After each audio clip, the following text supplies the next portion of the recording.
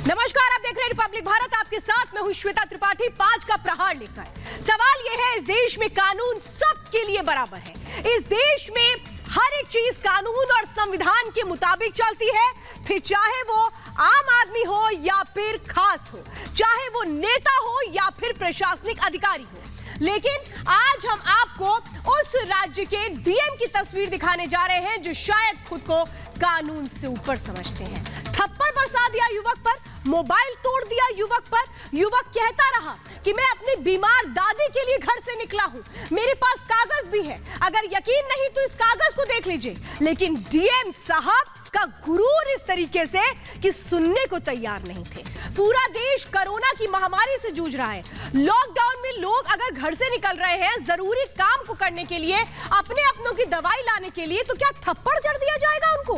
इस बात की इजाजत किसने दे दी डीएम साहब को कि सरेराह किसी की बेइज्जती कर दी जाए? 5 के प्रहार में आज हम वही सवाल करेंगे कि आखिर ये सर्टिफिकेट, इस तरीके के एक्शन लेने की आजादी कहां से मिल गई डीएम साहब को? और 5 के प्रहार में इसीलिए पहला सवाल आज हम ये पूछने जा रहे हैं कि क्यों ना ऐसे डीएम के खिलाफ और सख्त कार्रवाई की जाए। कर्फ्यू के नाम पर थप्पड़बाजी और पिटाई क्या जायज है? किसने ये कह दिया कि नहीं आप ये सब कर सकते हैं? किसने इस बात की छूट दे दी? दूसरा सवाल, क्या कानून तोड़ अधिकारियों पर कुर्सी का नशा हावी हो चुका है जो उन्हें किसी बात का डर नहीं है? तीसरा सवाल आज हम पूछेंगे, कानून के नाम पर कानून से खेलने का हक किसने दे दिया? क्या ये खुद को कानून के रखवाले कह सकते हैं?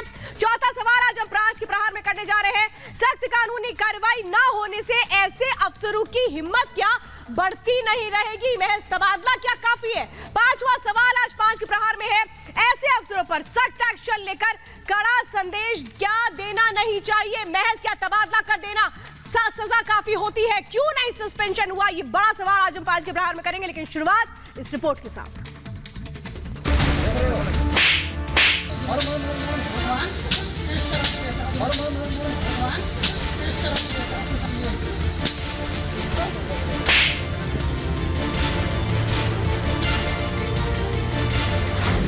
नियम की आड़ में डीएम की दादागिरी।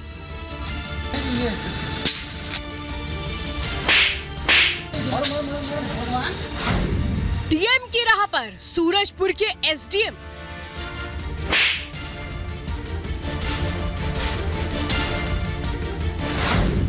कुर्सी का नशा सिर्फ तबादले की सजा। जनता की पिटाई, डीएम की कब विदाई?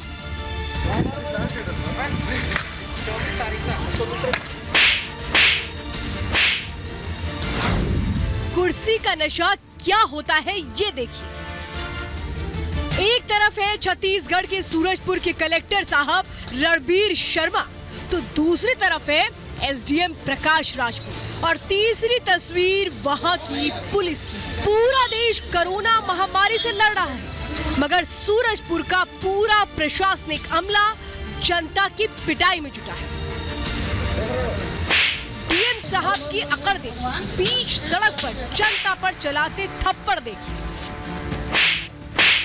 छत्तीसगढ़ के सूरजपुर में DM Ranbir Sharma corona lockdown निरीक्षण पर निकले थे। रास्ते में डीएम साहब को कुछ लोग आते जाते नजर आए, गाड़ी रोकी और कारण पूछने लगे।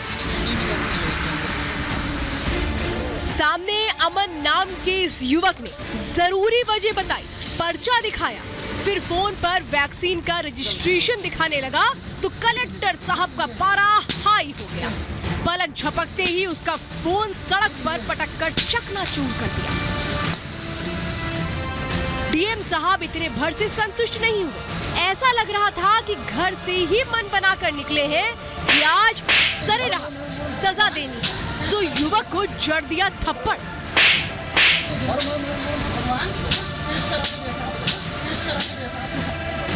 कुर्सी के नशे में चूर रणबीर शर्मा का इतने से भी मन नहीं भरा। आसपास मौजूद पुलिस वालों को मारने का आदेश दिया। मजाल है डीएम का आदेश हो और हुक्म की तामील न हो। तुरंत पुलिस वालों ने युवक पर डंडों से प्रहार शुरू कर दिया।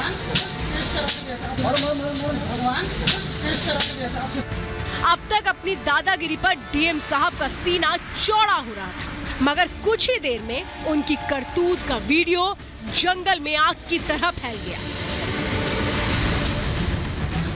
वीडियो की हर ओर जमकर निंदा होने लगी, जिसे देख रणबीर शर्मा ने वीडियो जारी कर अपनी करतूत और पिटाई पर शर्मनाक सफाई। आज जो घटना हुई उसके लिए मुझे खेद है। हमने जब पुलिस वालों ने और हमने जब उनको रोका तो वो रुके नहीं और हमें चोट लगने का डर था। जब उनको रोका गया तो उन्होंने कहा कि मैं वैक्सीनेशन लगवाने जा रहा हूँ। उन्होंने एक पर्ची दिखाई जो वैक्सीनेशन से संबंधित नहीं। कुछ ही देर बाद छत्तीसगढ़ के मुख्यमंत्री भूपेश बघेल ने सूरजपुर के डीएम को पद से हटाने का आदेश जारी कर मंत्रालय में तबादला कर दिया। गौरव कुमार सिंह को सूरजपुर की कमान सौंप दी गई है। सीएम ने ट्वीट कर पीड़ित अमन को नया फोन देने का भी भरोसा दिया।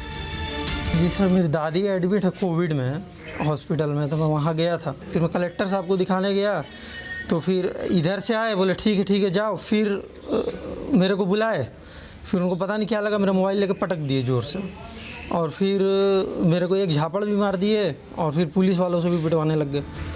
सवाल ये है कि कोई लॉकडाउन नियम का उल्लंघन भी कर रहा था तो डीएम को सरेआम कानून हाथ में लेने का हक किसने दिया? क्या कुर्सी के नशे में चूर डीएम पर सिर्फ तबादले की सजा काफी है? जनता की पिटाई, डीएम की स्थायी विदाई कब और एसडीएम की करतूत पर कार्रवाई कब? आज हमारे साथ थप्पड़ मार अफसरों पर करिए 5 का प्रहार। तो लॉकडाउन में जब एक आम आदमी अपने घर पर होता है तो वो इस तरह से अपनी बातों को समझता है कि कम से कम प्रशासनिक अधिकारी हैं, उनकी बात सुनेंगे। लेकिन अगर प्रशासनिक अधिकारी थप्पड़बाज प्रशासनिक अधिकारी बन जाएंगे तो फिर क्या लोगों का विश्वास कम नहीं हो जाएगा? मेरे साथ खास मेहमानों का पैनल आज जुड़ा हुआ है चर्चा करने के लिए। अपराजिता सारंगी मेरे साथ जुड़ी है, नेशनल स्पोक पर्सन है, बहुत बहुत स्वागत है आपका। और मेरे साथ इस वक्त डॉक्टर विक्रम सिंह भी जुड़ चुके हैं, फॉर्मर डीजीपी यूपी पुलिस, बहुत बहुत स्वागत है आपका। मेरे साथ विनय सिंह जुड़ चुके हैं, सर आपका भी बहुत बहुत स्वागत है, पॉलिटिकल एनालिस्ट है। वरुण पुरोहित मेरे साथ जुड़े हुए हैं, लीडर है कांग्रेस के, स्वागत है आपका। राहुल लाल मेरे साथ जुड़े हुए हैं, पॉलिटिकल एनालिस्ट हैं। और मेरे साथ विनोद सिंह भी जुड़े हुए हैं, पॉलिटिकल एनालिस्ट है। आप सबके साथ में डिबेट की शुरुआत करूंगी, लेकिन हुआ क्या था वो उन तस्वीरों के जरिए सामने आया कि कैसे एक युवक जो हाथ में प्रिस्क्रिप्शन लिया था, जो हर सबूत दे रहा था, लेकिन डीएम साहब ना एक भी सबूत देखना चाह रहे थे और ना ही डीएम साहब को सुनना चाह रहे थे। सबसे पहले मैं आपको सुनवाती हूं डीएम साहब की भाषा शैली कि कैसे वो कह रहे थे कि यहां से चलो, यहां से चलो। एक प्रशासनिक अधिकारी क्या इस तरीके से बोल सकता है? ये देखिए, मैं दिखा रही हूं आपको कि यहाँ कि कैसे ये सारा खेल चल रहा था। जरा सुनिए, जरा सुनिए।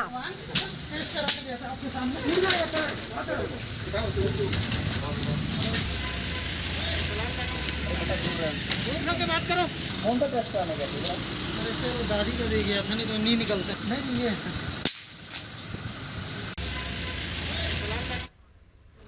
तो ये देखिए क्या हो रहा था यहाँ पर, आप साफ तौर पे समझ रहे हैं। और किस तरह से पहले मैं ये सुनाना चाहती हूँ, चल निकल कैसे बोल रहे थे डीएम साहब, जरा सुनिए। दादी को दे गया था, नहीं तो नहीं निकलता। नहीं ये देखिए, मोबाइल तोड़ दिया, थप्पड़ जड़ दिया।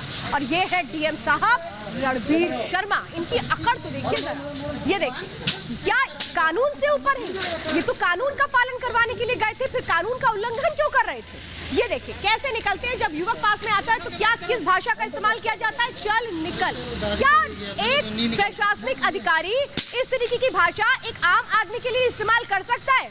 क्या ये जितने भी लोग हैं ये जनता के लिए नहीं है या जनता से ऊपर है, या ये प्रशासनिक अधिकारी बन गए इसलिए इनका ओहदा ऊपर हो गया और आम जनता इनसे नीचे हो गई?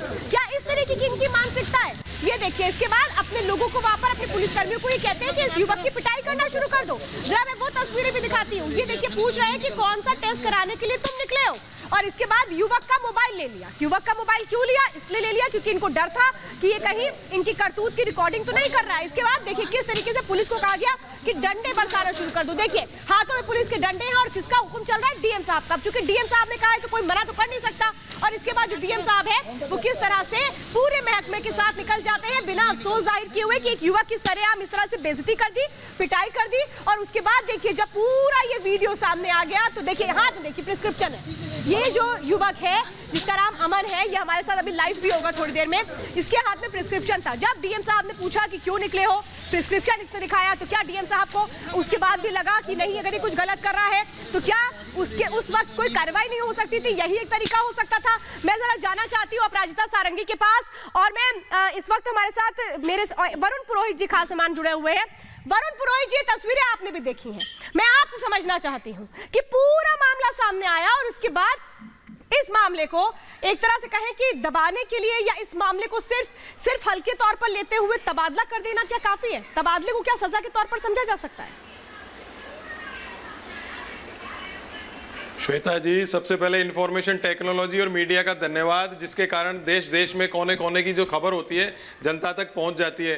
और ये जो तबादला हुआ है उसके लिए भूपेश बघेल जी का भी धन्यवाद, तुरंत कार्रवाई। लेकिन ये सफिशिएंट नहीं है। आप किसी की सरेराह बेइज्जती कर दो, किसी नागरिक की, किसी सिटीजन की। आप अगर डीएम की बेइज्जती कर दो तो आपके ऊपर कितनी धाराएं लग जाएंगी, कितने कानून लग जाएंगे, तुरंत गिरफ्तार हो जाएंगे। अभी उत्तर प्रदेश में बच्चे को पीट पीट के मार डाला। पूरे देश की स्थिति ऐसी है।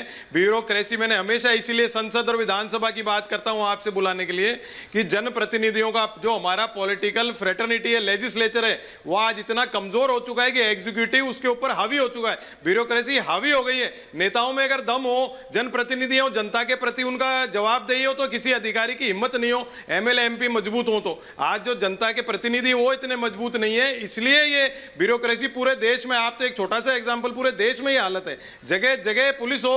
आप देखिए, आम आदमी की आज हिम्मत नहीं है थाने में जाने की। आम आदमी की हिम्मत नहीं है कलेक्टर के ऑफिस में जाने की। आम आदमी की हिम्मत नहीं है, आम आदमी की हिम्मत आगे होगी भी नहीं। आम आदमी की हिम्मत प्रशासनिक अधिकारी को देख करके शायद अपनी स्थितियों को, अपनी परेशानी को बयां करने की भी नहीं होगी। लेकिन किसने ये हालात बना दिए? मैं यही तो कह रहा हूं, लेजिस्लेचर आज की तारीख में कमजोर हो गया है, इसलिए एग्जीक्यूटिव हावी हो गई है। तो आप ये काम छत्तीसगढ़ में अभी आपने कहा, मैं भूपेश बघेल सरकार को कहता हूं बहुत बहुत धन्यवाद कि आपने तबादला कर दिया। दूसरी तरफ आप खुद कह रहे हैं कि जो प्रशासनिक अमला है वो वहां पर कमजोर है। अपराजिता जी, ये कैसी बात है? पहली बात तो मैं ये नहीं समझ पा रही हूँ, धन्यवाद किस बात का कह दिया गया? क्या तबादला करना सजा होती है? क्या तबादला करना सख्ती होती है? अपराजिता जी, तबादला करना भी एक सजा होती है। कब आ गया ये सजा? जी, मैं बता रही हूँ, तबादला करना भी। आप सबको मेरा नमस्कार। अपराजिता जी, क्या तबादला करना सजा होती है? आप इन्हें चुप रहने कहें तो मैं बोलूं। हाँ, बोलिए अपराजिता। ये शांत हो जाए तो मैं बोलूं।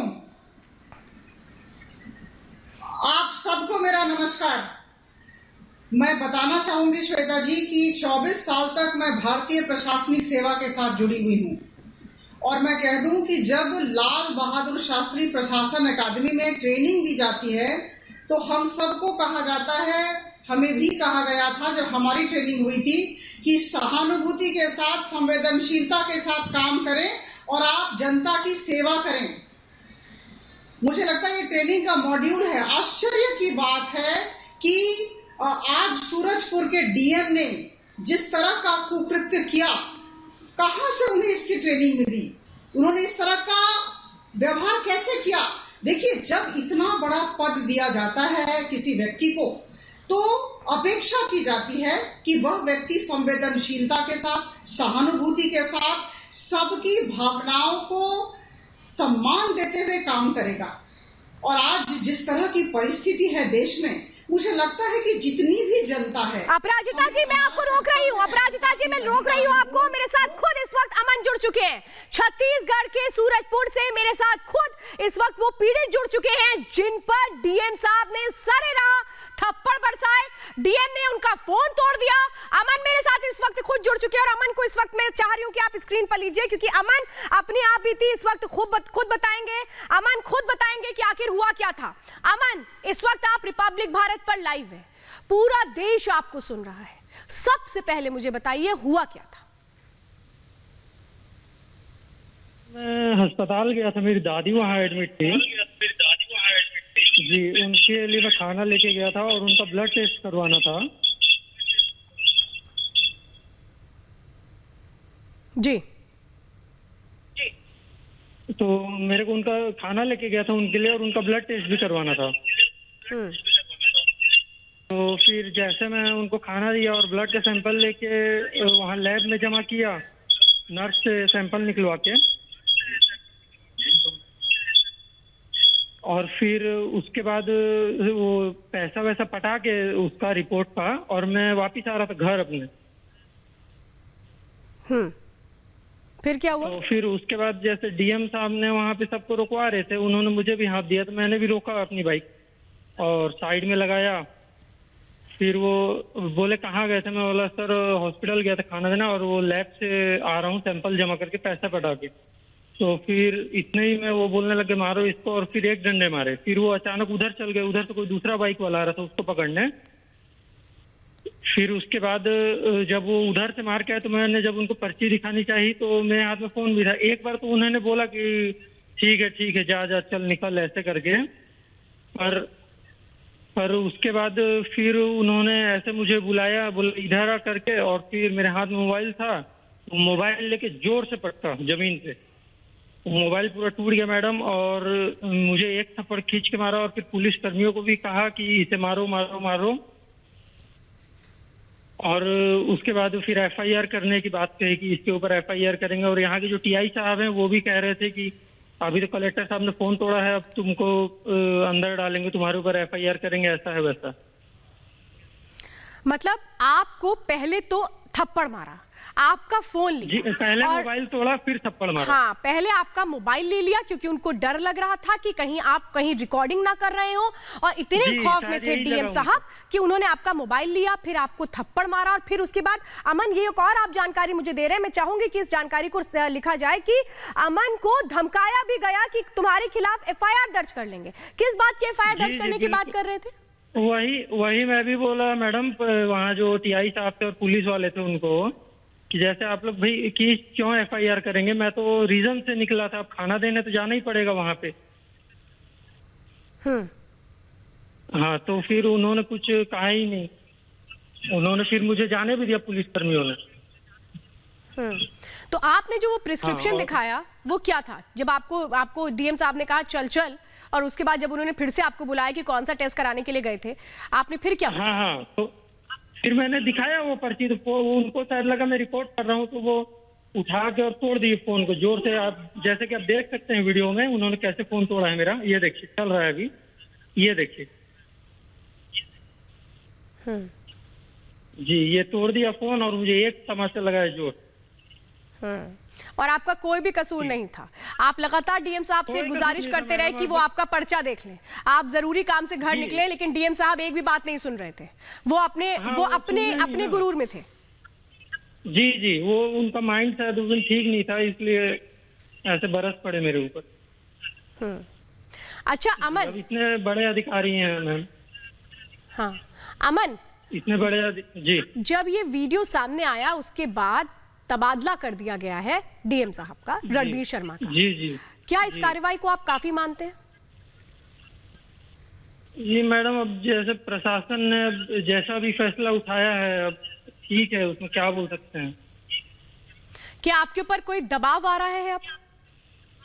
नहीं मैडम, दबाव तो किसी प्रकार का कुछ नहीं है, सभी सहयोगी हैं, सभी सहयोगी साथ हैं, आसपास के जो आस पड़ोस वाले हैं वो सब सहयोग कर रहे हैं और पूरा देश सपोर्ट कर रहा है। आप क्या ये चाहते हैं कि कोई और कार्रवाई हो? आप क्या ये चाहते हैं? जी मैडम, कार्रवाई तो आप डरिए मत अमन, आप डरिए मत जी। आपकी सरेआम बेइज्जती हुई है, आपकी कोई गलती नहीं थी, आप अपनी दादी के लिए जा रहे थे दवाइयां लेने के लिए। आप डरिए मत, आप अपनी बात पूरी तरह से रखिए, आप जो चाहते हैं उसको रखिए। जी, मैं देखिए मैडम, जो प्रशासन ने किया है कि उन्हें फटकार लगाई और ट्रांसफर उनका कर दिया है यहाँ से, अब आगे तो मैं यही चाहता हूँ कि वो और किसी के साथ ऐसा सुलूक ना करे, तो ये ज्यादा अच्छा रहेगा। आप क्या चाहते हैं उनके खिलाफ एफआईआर? कोई और नहीं, उनके खिलाफ कोई अब कार्रवाई करेंगे, इससे अच्छा तो ये होगा कि अब वो ऐसा किसी और के साथ ना करें, तो ये ज्यादा अच्छा रहेगा। क्या आपको लगता है कि सस्पेंड होना चाहिए? जी मैडम, देखिए ऐसे अधिकारी जो रहेंगे, क्या कोई छोटा अधिकारी रहता है तो हम बड़े अधिकारी के पास जाके उसकी कंप्लेन करते हैं कि हमारे साथ गलत हुआ है, अन्याय हुआ है। अब ये कलेक्टर साहब हैं, पूरे जिले के मालिक हैं, इनसे ऊपर अभी कोई है नहीं। अब कलेक्टर से ऊपर कौन है? पूरे जिले के कर्ता धर्ता तो यही है। अब ये हमारे साथ अन्याय करेंगे तो हम किसके पास जाएंगे? और इसलिए आप कह रहे हैं कि सख्त कार्रवाई होनी चाहिए, सिर्फ तबादला काफी नहीं है, आपका दिल दुखा है, आपका सरेआम अपमान हुआ है। जी वो तो हुआ ही। अच्छा, ये भी कहा गया कि आपको फोन दिया जाएगा दूसरा, फोन मिल गया आपको? हाँ फोन कलेक्टर साहब ने दिया है मुझे। वो फोन है आपके पास? हाँ हाँ वो फोन तो मैडम दूसरे जगह अभी लाना पड़ेगा, फोन है मेरे पास। अच्छा, तो नए कलेक्टर साहब ने तुरंत आकर आपको फोन दे दिया ताकि ये बता दें कि प्रशासनिक अमला सरकार आपके साथ है, क्या ये काफी है? जी उन्हीं कलेक्टर साहब ने दिया जिन्होंने तोड़ा था। उन कलेक्टर साहब ने आपको बुलाया जिन्होंने तोड़ा, यानी रणबीर शर्मा जो अब वहां के कलेक्टर नहीं है, उन्होंने आपको बुलाया और फोन दिया? हाँ उन्होंने कहा कि भाई अब मैंने तोड़ा था, मेरे से गलती हुई है तो मैं आपको फोन दे देता हूँ। अच्छा, जब उन्होंने आपको बुलाया तो माफी भी मांगी आपसे? हाँ उन्होंने क्षमा मांगी, उन्होंने कहा कि मुझसे गलती हुई, उन्होंने अपनी गलती को स्वीकारा मैम। अमन, आप मेरे साथ जुड़े रहिए। मैं जरा चाहूंगी कि रणबीर शर्मा को भी अगर हम जोड़ पाए तो मैं चाहूंगी कि जब वो हमारे साथ जुड़े और उन्होंने आपको फोन दिया, जो आप हमको जानकारी दे रहे हैं, यानी कि सरकार का दबाव रहा अमन, और इसीलिए जो डीएम साहब हैं उनको गलती का एहसास हो और उन्होंने आपको फोन दिया बुला करके। जी मैडम, उनको अपनी गलती का एहसास तो हो गया है, और अगर इतना बड़ा अधिकारी और अगर अपनी गलती स्वीकार ले रहा है तो अपने आप में बहुत बड़ी बात है और बहुत अच्छी बात। लेकिन इस पूरी वाक्य के बाद क्या प्रशासनिक अधिकारी पर, प्रशासन पर आप लोग यकीन कर पाएंगे? जी देखिए मैडम, हर अधिकारी एक जैसा नहीं होता। किसी एक व्यक्ति की वजह से पूरे प्रशासन को दोष देना तो ठीक नहीं है। अगर कोई एक व्यक्ति पर्सनली अपना आपा खो के किसी का मोबाइल तोड़ देता है, किसी पे हाथ उठा देता है, तो अब हर किसी के लिए तो ऐसा नहीं कहा जा सकता। लेकिन अमन, इस बात को मैं समझ सकती हूँ। देखिए, वो बात मैं समझ रही हूँ आपकी कि एक आदमी के साथ जब सब कुछ सरेराह इस तरह से होता है, एक आम आदमी की इज्जत होती है, इस बात को तो प्रशासनिक अधिकारी को समझना होगा, और इसके लिए आपको नहीं लगता कि सख्त कदम उठाना चाहिए? जी सख्त कदम तो ऐसे में उठना चाहिए, पर उठाया भी है यहाँ की सरकार ने। अमन, मैं समझना चाहती हूँ, देखिए जो भी दर्शक इस वक्त मेरे साथ जुड़े हुए हैं उनके मन में एक सवाल है, मेरे मन में भी लगातार यही सवाल है कि अमन, आप जब आराम से वहां से गुजर रहे थे तो डीएम ने आपको रोका क्यों? वो तो मैडम चेकिंग चल रही थी तो सब तो रोक ही रहे थे, जो बेवजह घूम रहे थे उनको पकड़ने के लिए, और उन्होंने मुझे रुकवाया, लेकिन मेरे पास प्रूफ था, वजह थी बाहर निकलने की, कारण था, उसके बाद भी मेरे साथ जबरदस्ती ये सब हो गया। तो डीएम को लगा कि आप बेवजह घूम रहे हैं? बेवजह घूम रहे नहीं मैडम, इस बात का दुख नहीं है कि उनको लगा बेवजह घूम रहा हूँ, इस बात का दुख है कि उन्होंने मेरी बात नहीं सुनी, मेरा पर्चा नहीं देखा और मेरी बात पे यकीन नहीं किया कि और मेरा मोबाइल तोड़ दी। क्या वो पर्चा है आपके पास? क्या वो पर्चा आप दिखा पाएंगे? मैम जी दिखा दूंगा मैम। वो पर्चा हमें दिखाइए जो आप डीएम को दिखाते रहे, लेकिन डीएम साहब ने एक बार भी नहीं सुनी आपकी। जी ब्लड रिपोर्ट का पर्चा भी आपको तुरंत दिखा रहा हूँ, मंगाया हूँ। दादी आपकी एडमिट है हॉस्पिटल में? जी दादी एडमिट थी हॉस्पिटल में, उन्हीं का ब्लड का टेस्ट कराना था, तो रिपोर्ट के लिए मैं वहाँ ब्लड सैंपल जमा करवाने गया था, लैब वाले भैया को भी साथ में लेके गया था, फिर वहाँ जमा वमा करके हम लोग आए। अच्छा, मुझे अमन ये भी पता लगा इसके बाद आप सहम गए, सदमे में आ गए, किसी से भी बात नहीं कर रहे थे? ऐसा कुछ नहीं मैम, बस थोड़ा सा वहाँ पे जो बीच रोड में ऐसा हो गया मेरे साथ, तो किसी को भी थोड़ा बुरा तो लगेगा मैडम।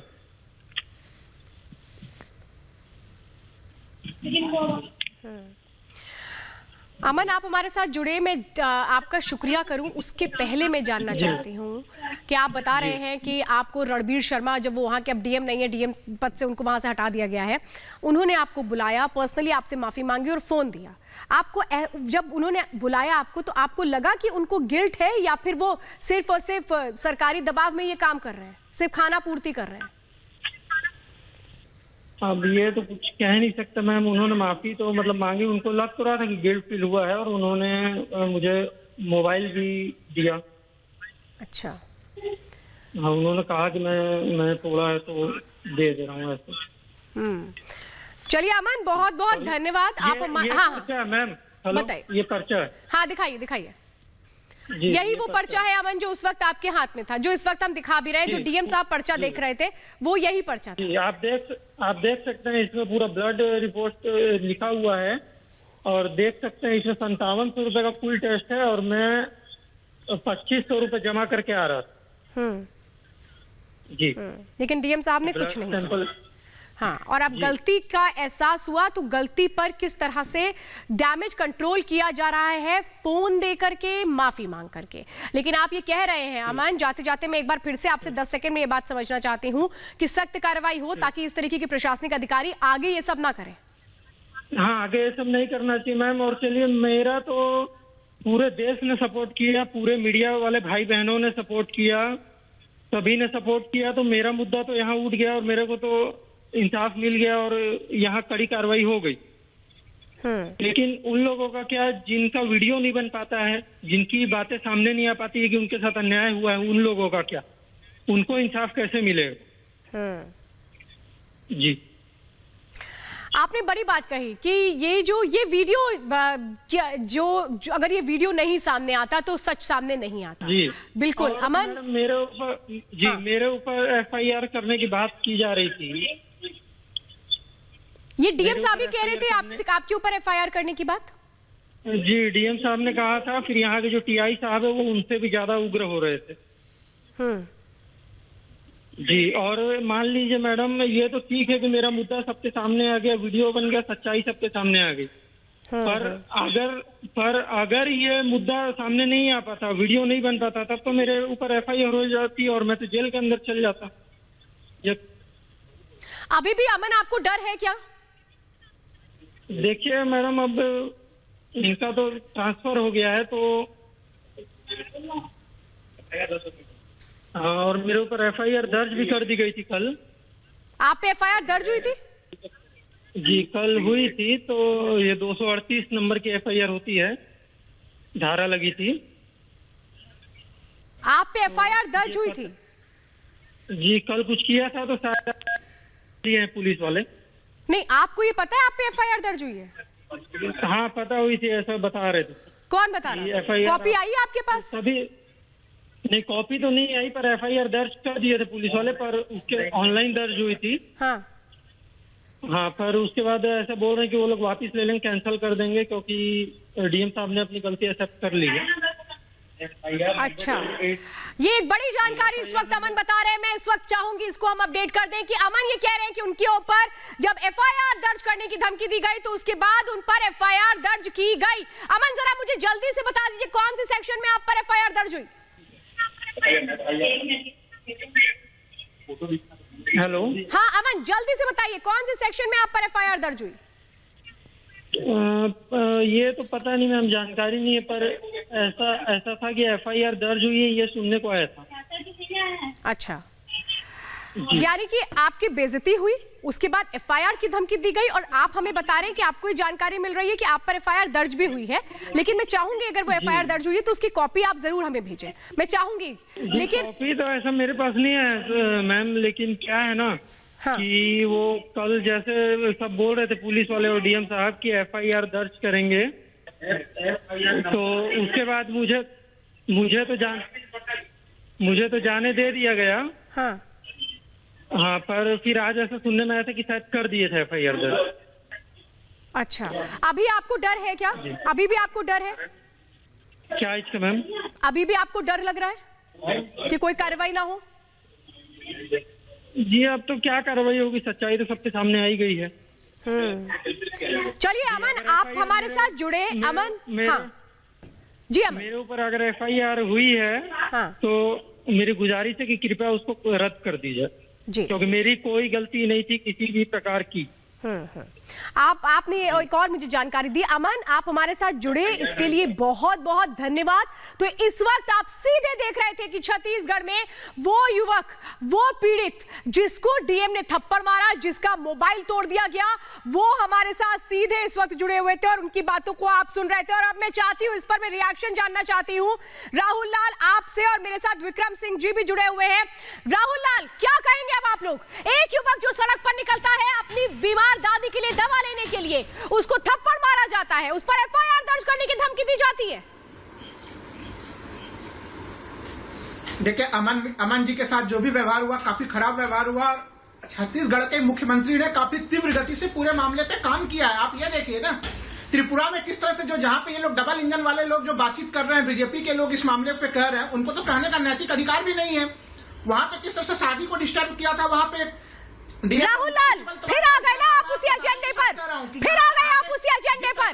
बहुत तीव्रता से काम किया गया, सिर्फ तबादला किया गया और कुछ नहीं किया गया है। मैं चाहूंगी विक्रम सर आप जवाब दीजिए, इनको कुछ नहीं पता है। विक्रम सर आप मुझे बताइए, क्या तबादला काफी है?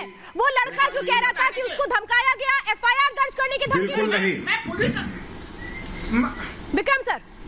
श्वेता जी, बिल्कुल नहीं। तबादला काफी नहीं है, इसमें डिपार्टमेंटल एक्शन होना चाहिए और कैरेक्टर रोल में एक कम से कम प्रतिकूल प्रविष्टि यानी एडवर्स एंट्री होनी चाहिए, जिसे 36 साल तक ये कभी फील्ड पोस्टिंग न पाए रणवीर शर्मा साहब, और IAS अफसरों को भी एक नजीर मिल जाए। ये संक्रमण काल है शिष्टाचार का। इस प्रकार का असंयत सामंती व्यवहार बिल्कुल अशोभनीय, निंदनीय और दंडनीय है। और दंड की संस्तुति जो मैं करूंगा श्वेता जी, चरित्र पंजिका में प्रतिकूल प्रविष्टि यानी एडवर्स एंट्री, फील्ड पोस्टिंग से इनको खारिज किया जाए। आगे के 15 साल तक ये कोई फील्ड पोस्टिंग ना पाए, न डिस्ट्रिक्ट मजिस्ट्रेट की न कमिश्नर की। ये सारी जिंदगी बाकी कमिश्नरी अब वहां पे अपनी काटे सचिवालय में, और प्रतिकूल प्रविष्टि की जो इनको नकल दी जाए उसको सबको बताया जाए। और इसके अलावा संक्रमण काल में ये माना कि आप तनावग्रस्त हैं, लेकिन जनता के साथ मृदु व्यवहार, शिष्टाचार के साथ, और ऐसा व्यवहार करें जैसे कि जनता की जो टैक्स है उसी से हमारी तनख्वाह आती है, हमारी पेंशन आती है, और उनको अब सामंती व्यवहार न करके सामान्य और यानी विक्रम सर आप साफ तौर पे कह रहे हैं कि बहुत सख्त एक्शन होना चाहिए। बिल्कुल आप बहुत सही बात कह रहे हो, पूरा देश यही बात कह रहा है। विनोद सिंह जी, सख्त एक्शन में देरी क्यों? सख्त एक्शन में देरी क्यों? सिर्फ तबादला किया गया। विनोद सिंह नहीं, राहुल लाल, मैंने विनोद सिंह से पूछा। ये अपने आप में एक बहुत अच्छा उदाहरण प्रस्तुत किया है। छत्तीसगढ़ के न्यायप्रिय संवेदनशील मुख्यमंत्री ने बिना देरी किए हुए तुरंत अधिकारी को ट्रांसफर भी किया और उसका जो नुकसान हुआ था पीड़ित का, उसकी भरपाई भी कराने का काम किया। ये संदेश जाएगा परोक्ष अपरोक्ष रूप से छत्तीसगढ़ प्रशासनिक अधिकारियों में कि यहां पर किसी भी जनता के साथ अगर दुर्व्यवहार किया जाएगा तो माननीय संवेदन। अरे व्यवहार किया गया, दुर्व्यवहार, धमकी दी गई, लेकिन FIR नहीं दर्ज हुई है, कोई कानूनी कार्रवाई नहीं हुई है। विनय सिंह जी, कोई कानूनी कार्रवाई नहीं हुई है। वो अभी पीड़ित की कह रहा था, उसको धमकाया जा रहा था, तुम्हारे खिलाफ FIR कर देंगे, और ये लोग यहाँ पर वाहवाही कर रहे हैं सरकार की। विनय सिंह जी, ये कैसा इंसाफ है? श्वेता, देखिए हमारा देश एक कानून से चलता है, लेकिन अगर कानून नहीं होता नेचुरल जस्टिस की बात करते हैं, जिस तो भाई सर यार सुनिए तो सही है, हल्ला मत करो यार। ये क्या तरीका है? क्या बात आप विनोद जी कर रहे हैं? तो मैंने बोला क्या? तुरंत आपने आप क्यों सरकार को वाहवाही दे रहे हैं? विनय जी, पीड़ित पूरी विनय जी जवाब दीजिए। हाँ, छत्तीसगढ़ सरकार की मैं ये चिल्लाएंगे, मैं नहीं बात करूंगा यार। ये बोल रहे तो मैंने बोला क्या? ये कौन सा तरीका है? पूरी बात करिए। विनोद जी सुनिए, आप विनय जी कुछ आप राजनीतिक एजेंडा मत चलाइए, इसको मेरिट पर देखिए। क्या ऐसा भारत में कोई दूसरा उदाहरण? अरे क्या मेरिट पर देखिए? आपको कानून के बारे में नहीं पता है क्या? विनय जी, ये लोग वही लोग हैं जो माउथ पीस है गवर्नमेंट के। ये नहीं समझेंगे कि एक आम आदमी का दर्द क्या था जो बेइज्जत हो रहा था। और ये कार्रवाई कह रहे, क्या कार्रवाई हुई है? मैं तो पूछ रही हूँ ना, तबादला क्या कार्रवाई के दायरे में आता है? भाजपा के नेता मैं आज कुछ बोलूंगा ही नहीं। बोलिए विनय जी। मैं कुछ बोलूंगा ही नहीं। ये विनोद जी शांत हो जाइए। विनय जी जवाब दे रहे हैं। विनोद जी मैंने आपसे नहीं पूछा है अभी। लेना चाहिए बस हो गया, सरकार की वाहवाही कर लिया आपने, बहुत हो गया। इसमें राजनीति बोलिए। अभी विनय जी बोल रहे हैं। विनय जी जल्दी बोलिए। मुख्यमंत्री जी की त्वरित कार्रवाई के बाद अरे कोई त्वरित कार्रवाई? क्या त्वरित कार्रवाई? पूरा देश पूछ रहा है। वो लड़का परेशान लड़का, वो खुद कह रहा था, पीड़ित खुद कह रहा था कि कोई ऐसा एग्जाम्पल सेट करना चाहिए कि आगे ऐसा ना हो। आप देख रहे हैं खाना पूर्ति की जाएगी क्या? बेचारे बोलिए जरा। मैं विनय जी आपसे कह रही हूँ, आप बहुत बात अपनी रखिए, ये लोग बोलते रहे। प्रशासनिक अधिकारी मैंने विनय जी से पूछा है। इनको बोलने दीजिए। नहीं आप बोलिए सर, बोलिए। बढ़िया बोल रहे हैं। ये तो बहुत अच्छा उदाहरण है। ये अच्छा, इनका ही नाम विनय जी है, इन्हीं का नाम विनय सिंह है, इनका नाम विनोद नहीं है। बोल लीजिए। आप देखिए, ये पीली टी शर्ट में विनय जी है, इन्हीं से सुन लीजिए। मैं नहीं बात करने वाला। सही बात को सुन लीजिए ना, सही बात। इन्हीं का नाम विनय जी है, इन्हीं से पूछ लीजिए। इन्हीं से पूछिए। राहुल लाल, मैंने सीधा विनय सिंह जी से पूछा है, मैंने विनय सिंह जी से पूछा है, मैं चाह रही हूँ विनय सिंह ही जवाब दे बीच में, अभी प्लीज कोई ना। विनय सिंह जी, राहुल लाल, बचपन में आपने सीखा होगा ना कि जब दो लोग बोलते हैं तो बीच में नहीं बोलते, तो याद रखिए उसी बात को। विनय सिंह जी जवाब दीजिए। श्वेता विक्रम सिंह जी आईपीएस अधिकारी रहे हैं, यूपी के डीजीपी रहे। आप देखिए ये जो आज हुआ है ना, ये सबके जीवन में घटता है, और मैं बीजेपी और कांग्रेस की बात नहीं कर रहा हूं। जो त्रिपुरा में हुआ और जो यहां इस श्रीमान ने किया है, शर्मा जी ने, ये सच में मानिए तो मेडिकल बोर्ड बैठना चाहिए, इनकी मानसिक स्थिति का आकलन होना चाहिए। ऐसे अधिकारी मान करके मार दिया, माफी मांग लिया, अच्छा उसी बात को रिवर्स आप समझ लीजिए। बीच चौराहे पर डीएम साहब खड़े हैं और मित्तल ने उनको 4 झापड़ मारा, और उस बात को डीएम साहब पूरी जिंदगी भूल पाएंगे क्या? अरे भैया क्या तरीका है, मोबाइल दे देंगे तो जो प्रताड़ना आपने की, जो पीड़ा पहुंची उसकी भरपाई हो जाती है क्या? ये पूरे देश का मामला है, और मैं बता रहा हूं उसमें सीखने लायक है दिल्ली पुलिस से। दिल्ली पुलिस आप देखिए कि जिस तरह की पुलिसिंग होती है और जिस तरीके से बातचीत पर, तो पीआर पे उन्होंने काम किया है कि बड़े से बड़े क्रिमिनल को डील कर रहे हो या ट्रैफिक डील कर रहे हो, पोलाइटनेस कभी उनकी नहीं जाती। मैं विक्रम सिंह जी का उदाहरण दे रहा हूं। जिले में जब डीएम एसपी आते हैं तो कई डीएम एसपी ऐसे आते हैं जिनके बारे में साहब लोग प्रोटेस्ट पे उतर जाते हैं उनके ट्रांसफर के बाद, और कई डीएम एसपी ऐसे आते हैं जिनके रहते रहते या उनके जाने के बाद लोग लानतें भेजते हैं। तो शैलेश यादव हो या ये रणवीर शर्मा हो, दोनों एक किस्म के मानसिक विकृत बीमार लोग हैं। बिल्कुल, और इनको सख्त कार्रवाई इनके खिलाफ होनी चाहिए। अपराजिता सारंगी जी को लीजिए और वरुण पुरोहित। बिल्कुल विनय जी आप सही कह रहे हैं। अपराजिता सारंगी जी, क्यों इतना और वक्त लग रहा है सख्त कार्रवाई में? देखिए, शक्ति का अनावश्यक प्रदर्शन था और शक्ति का अपव्यवहार था, और मुझे लगता है जो छत्तीसगढ़ राज्य सरकार ने किया वो बिल्कुल अपर्याप्त है। मैं भारतीय जनता पार्टी की प्रवक्ता होने के नाते सिर्फ ये नहीं कर रही हूं, मैं देश की नागरिक हूं। मैं भारतीय प्रशासनिक सेवा से 24 साल तक जुड़ी थी। मुझे लगता है तुरंत निलंबन होना चाहिए था। दूसरे प्रशासनिक अधिकारियों को कैसे व्यवहार करना चाहिए लोगों के साथ, कितनी विनम्रता के साथ व्यवहार करना चाहिए, मुझे लगता है इस दिशा में एक बहुत बड़ी सीख मिलती। तो डिसिप्लिनरी प्रोसीडिंग स्टार्ट किया जाए, और डिसिप्लिनरी प्रोसीडिंग आरंभ किया जाएगा और शेष किया जाएगा। इसमें समय लगता है, तो मुझे लगता है एक प्रारंभिक जांच की रिपोर्ट को लेकर वो 1 घंटे में आ सकता है।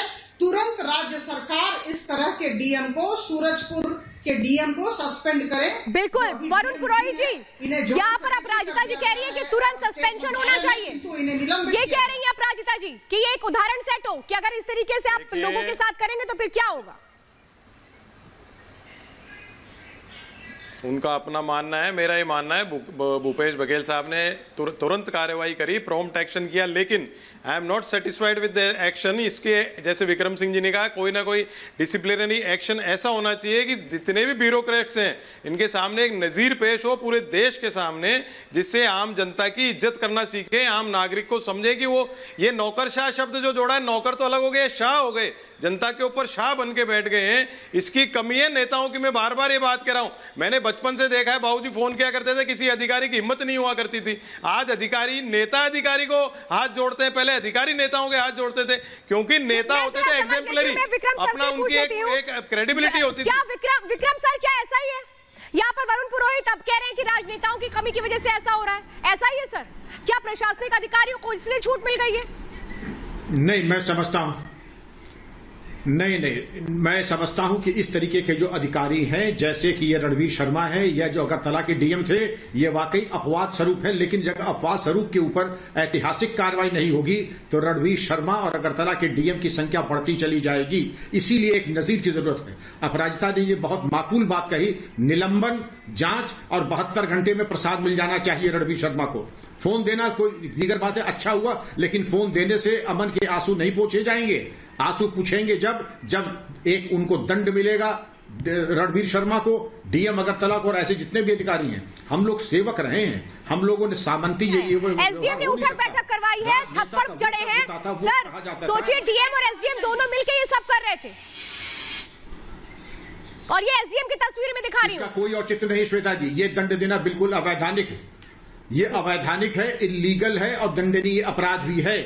ये अनावश्यक अनाधिकार चेष्टा है और इनको ये कोई अधिकार नहीं। डीएम एसडीएम को उठक बैठक लगवाएं, प्रताड़ित करें, मानवाधिकार का हनन होने के साथ आपराधिक कृत्य है। और अगर सरकार चाहे तो एसडीएम साहब का, रणवीर शर्मा का कैरियर आज खत्म हो सकता है। मैं उम्मीद करता हूं कि ऐसी एक कार्रवाई जरूर हो, जो कि एक नजीर फोन दिया अच्छी बात है, लेकिन फोन देने से उसका मान सम्मान नहीं बढ़ेगा। मान सम्मान तभी उसका हिसाब। मेरे पास वक्त की पाबंदी है। विक्रम सर, आपने बिल्कुल सही बात कही है। इज्जत की भरपाई मोबाइल से नहीं होगी, एक सख्त कार्रवाई होनी चाहिए ताकि एक एग्जाम्पल सेट हो कि आगे कोई भी प्रशासनिक अधिकारी इस तरीके से सरे रहा एक आम आदमी को परेशान ना करे, थप्पड़ ना जड़े और कम से कम इस तरह की बदसलूकी ना करे। इसके लिए एक एग्जाम्पल सेट होना चाहिए और एक बहुत बड़े एक्शन की जरूरत है, जिसका इंतजार हम भी करेंगे। बहुत बहुत धन्यवाद 5 के प्रहार में आप सभी का मेरे साथ जुड़ने के लिए।